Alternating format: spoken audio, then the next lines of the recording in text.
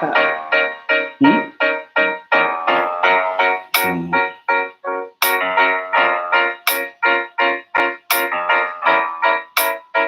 Wait, before people log on, I'm going to go ahead and say it so no one's listen. Good morning. This is the pre-good morning before everybody logs on. I'm going to confess. That's somebody going to get on anyway regardless. I'm confessing my sins. The sin is time to.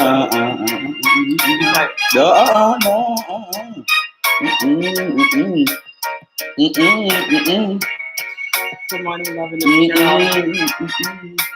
Good morning, Dawn. We're late because I was running late. I already got it out. There. Very late. Good morning. Very We're not late. that late. Yes, we are. No, yeah, you're right. We are, but it's because of you. A long time. No, 3 minutes. It is more than 3 minutes. 3 minutes. Good morning, Kalina. Oh my gosh. Morning. 3 minutes. Doris, please talk to you, girl. Late is late. Doris, how late was I? Loving this Carol, how late are we? Is it 3 minutes? I think it's only 3 minutes. Only in your mind. In your it's wishful. Only 3 minutes. For real. 100. Because old folk. I am. Old folk. Changes. Oh, I forgot. Close to Social Security. I'm so off this morning. I didn't. You know how when we start, I'm here doing my hair. Oh Lord, she driving. Lord, please cover Mother Doris. Oh Lord, please cover her. Lord, cover. Thank you, loving this girl. I calculated 3 minutes. Only because you're on Christian Aid, you're gonna back her. One for the Father, one for the Son, one for the Holy Spirit. Yeah. Okay. Good morning. Good morning. Welcome to Monday with the Moores. I'm Terrence Moore. And I'm Cheryl Moore. And we are here 3 minutes behind on this morning. Because of her. Perfectly calculated. Oh, perfectly calculated. Share this live. Take some time to share the live. Don't be all stingy. Don't be all stingy. Life updates. What do we have? What you got? What I got? It's right now foggy outside in Wisconsin. We went from 60 something on yesterday and rain to what is it? The high today is in the 80s, 70 or high 70s and 80s. Only Wisconsin, you flip like that. Jeez. I want to know why we tend to be feeling under the weather. Because the weather haven't decided what it's going to be. Stable. I try to tell you. Morning, Teresa. We pastor an amazing church in Wisconsin, Menominee Falls, and the Kairos International Christian Church, just completing our celebration of turning 11 years old. Man. And it's been quite a journey. And, we'll talk about that as a part of that right now as we talk about Terrence's cancer journey with cancer and how God delivered and healed and just been faithful. Mm-hmm. And just going through the 11 years and really, just wanted to share eventually some of the lessons and coming into maturity of your own and your own identity, having to make some tough decisions. It's really a personal process and a leadership journey, development. Whenever you start a planning or an initiative, you think it's one thing and it's something else. So that has been amazing. People in the community, pastors, leaders have been supportive of that. Oh, yeah. Great stuff. Good stuff. Very good wow. Stuff.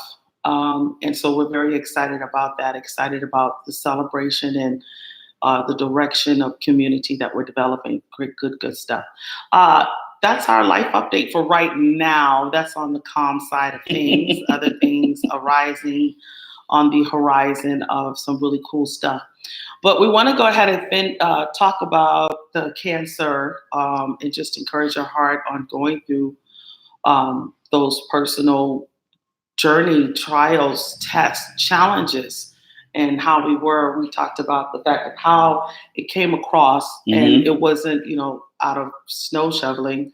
And then it continued when the snow melted, the issues were still there. Right. And we, at that time in 2008, his heart was settled to plant a church.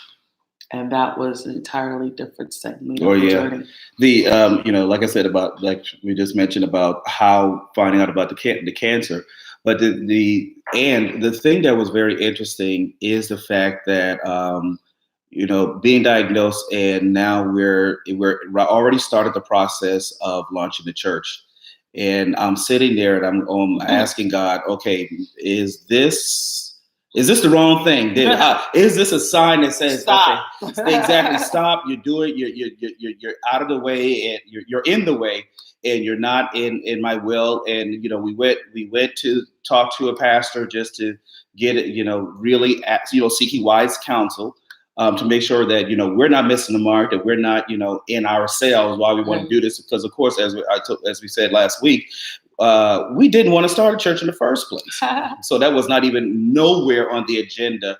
We just wanted to just be a part of another church and just like, in our minds, just chill for a year and then maybe get integrated into another church. But God said, no, there's a church in you that needs to be launched. So we just followed his orders.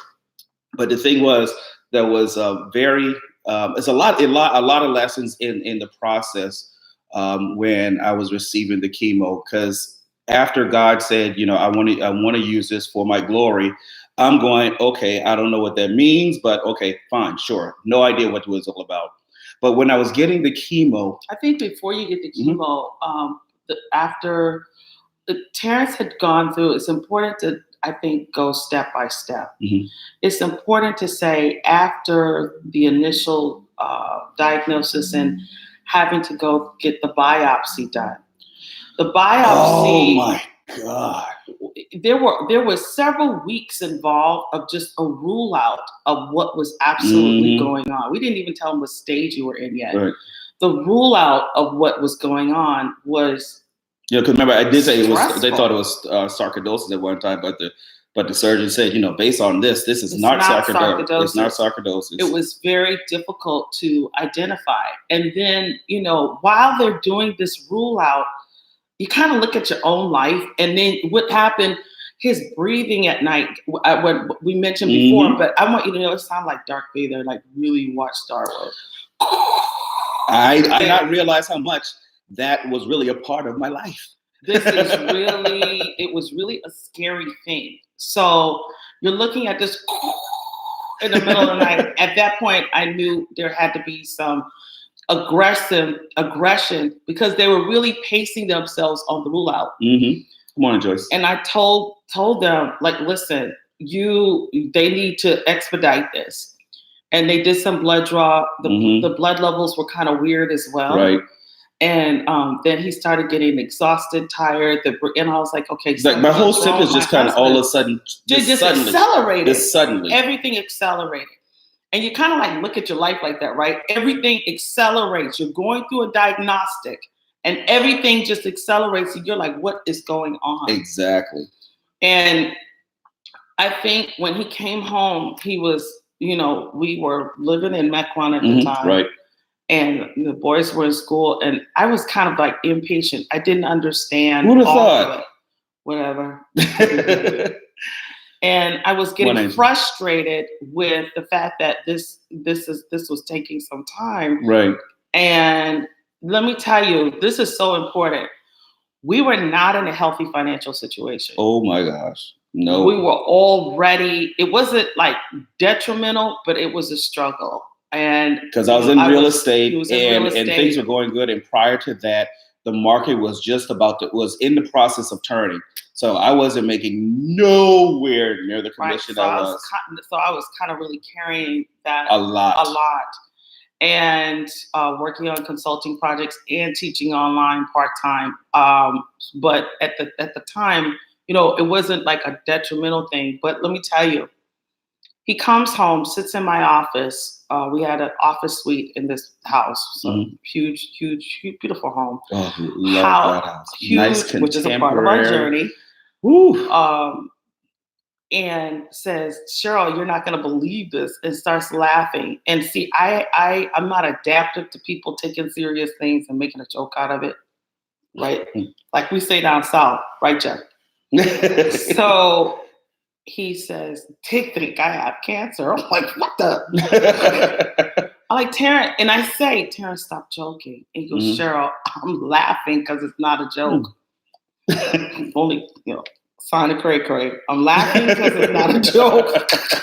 Pretty much. And, it's the next, he says, so tomorrow they want to do a biopsy. Oh! It's the day before our anniversary. And he says tomorrow they want to do a biopsy. No, this is actually the prep for the biopsy. The prep for at this time, with the day before, this was actually they were prepping me. It was already diagnosed early in that week, but they were prepping me they had to get me ready for the chemo and everything. No, you're too fast. I'm telling. Okay, you're too fast. I'm reliving this day by day. Go ahead. And that's crazy too. That's crazy. So our perspective is different. So he tells me about this, and they I think they already knew, but they were doing the biopsy for confirmation. Right. And that's a whole nother level of life, right? But it's a confirmation to it. Excuse me. And I call my family. He calls his family. People are panicking. He didn't want to tell his mom, Terrence, what's wrong. I'm a mother. She's calling me. I'm like, I'm going to tell you, but I want Terrence to because mom is going to go in super panic he says, mode. Cheryl, we're going to pray. It was just really kind of like a live wire situation. Because she'll go into super caregiver because she is so used to taking care. And our kids were so young at the time. We didn't want to frighten them, so we waited to find out if this what, Carl? You always on her side. Right. Let her. So done with you. It's the day before. Now it's the day before. Right. And you're on the prep part. So now it's the day before, and he's going in for the biopsy. And no, it was not the day before the biopsy. It's that Tuesday, I think, because I know our anniversary fell on the Thursday. Right. So when he has it the next day, which is the Wednesday, I get the call. They don't call Terrence. They call me. Right. And I will never forget. And he said, the doctor, our oncologist at this time, Mrs. Moore, I'm sorry. You guys don't know what that means to hear that kind of words. Mrs. Moore, I'm sorry to inform you that your husband has stage 3 cancer.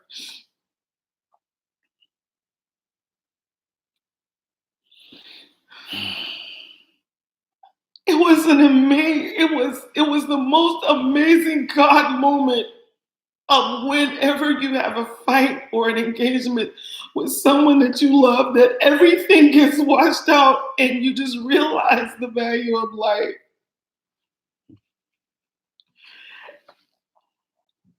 And Terrence was sitting there while I was taking the call, and I didn't even know. He just knew.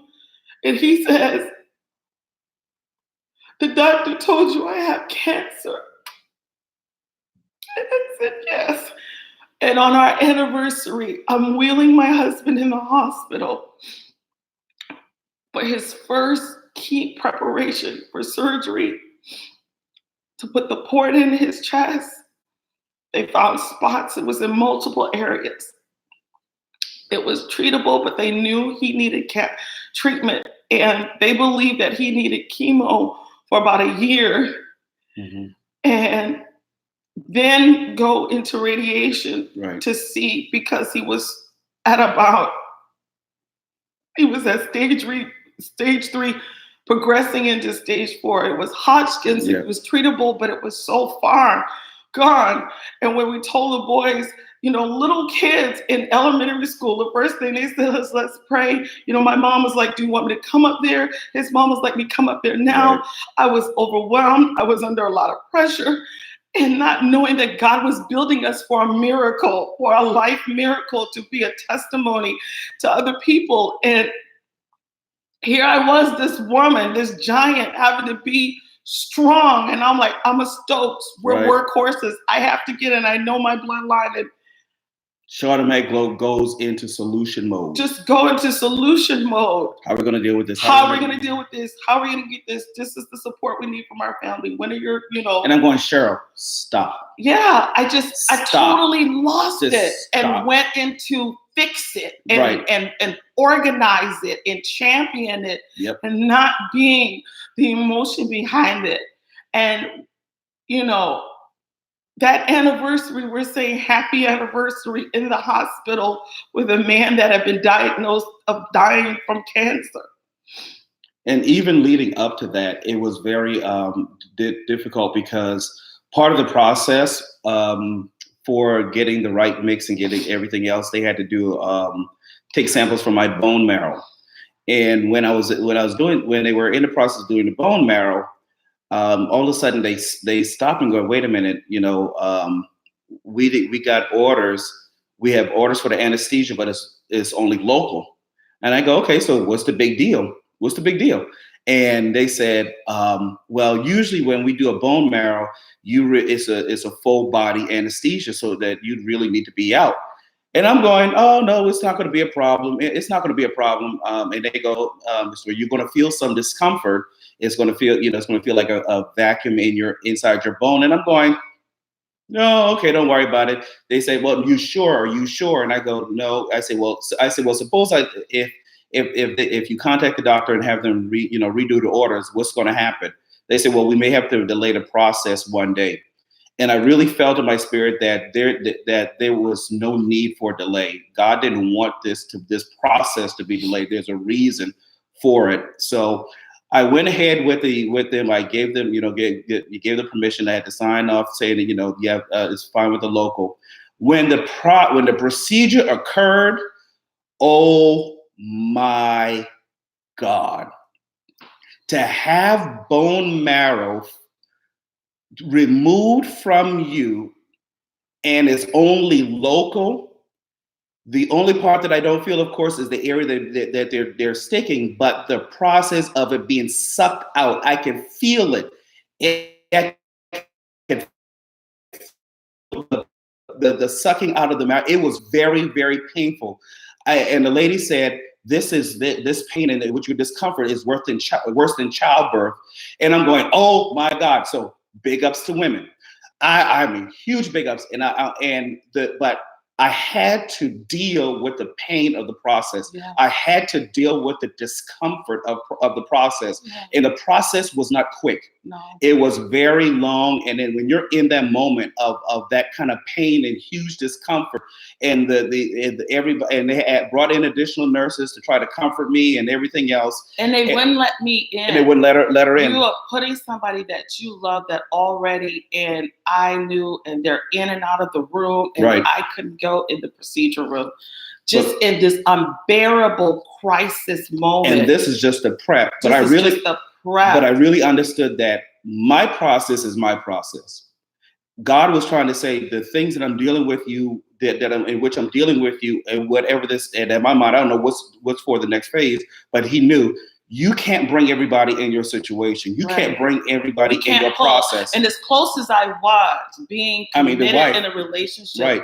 I couldn't even walk in. Right. You're just, I could feel his pain, but not in the amount as though it was actually him. And it was just, you feel like you're in a total crisis situation. You're helpless, right. But if you're organized, solutions-driven, oriented. God removed it from the process. God removed me, and we can't, knowing what was going on, and we can't get mad when God removes people out of an intense process that's for our own purpose building. And he's so strong. Right. I mean, he takes a lot. I look at him as a person today, and what Carl said, a giant slayer, just strong and can bear a lot. And I don't think this would have been if it was not a part You have to finish the story next week. I'll be on time next week. But I'm not going to promise you I'm not going to cry while we're talking about this, y'all. So but whatever. it was a very, just get your very tissue and tear up with me too. But, you know how you get your coffee? Geez. You get your tissue. When I tear up, you tear up. But just the preparation of it is, hindsight is always 20/20. But I need to talk to someone who may not know, or maybe in the process, and you're trying to let people know or trying to share what your experiences, and people do not understand what it is. The reality of it is that God is trying to isolate you in this process, because sometimes we bring too many people in our process. We try to share it. We're trying to get solutions when support God is trying. Beams. Yeah, support, right? Or your Amen club, or your BFF club, whatever it is that you always bring people in a process that God is trying to isolate you. God will make sure that those people are not involved, because He will make sure that everything is removed to isolate you.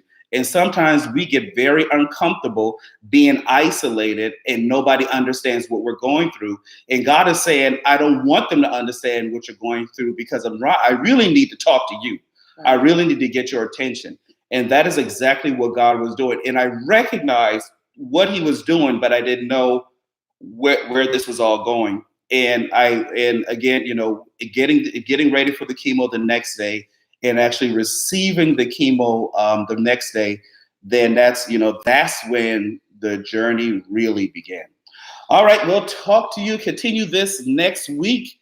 This stay tuned for what God is doing. What God is doing, it is something else. And I tell you, my wife is a trooper all day, every day. And I can't wait to tell you, just from my perspective, what she's done and how she's just been, just really pushed through this. And it's been life-changing for her, but as well, it's been really life-changing for me as well. If I could just,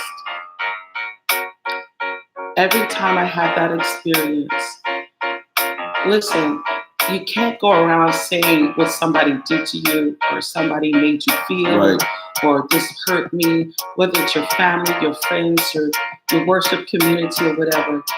Every life is precious. I always remember that, and I try to block out that call sometimes, and I get so full and I relive it, because you don't want to pick up the phone and hear something on the other end. You have to appreciate humanity in life. Right. Being mad for a moment might be a moment too late. Being angry and bitter be a moment too late. Mm-hmm. Love on the ones that God has given you to love and love you. Amen. Well, we hope that we pray that you have we're not going to pray that you have it. You will have a phenomenal week. That's right. Dominate the day. Dominate the week. Know that God is in the plan. God is working on your behalf, but you have to trust Him. You have to trust Him. You cannot doubt what's going on. Do what you're supposed to do. Remain faithful and just continue to just move forward in God. God bless you. We're out. Have a phenomenal, extraordinary week. Love you. Bye. Have a great day. Love you.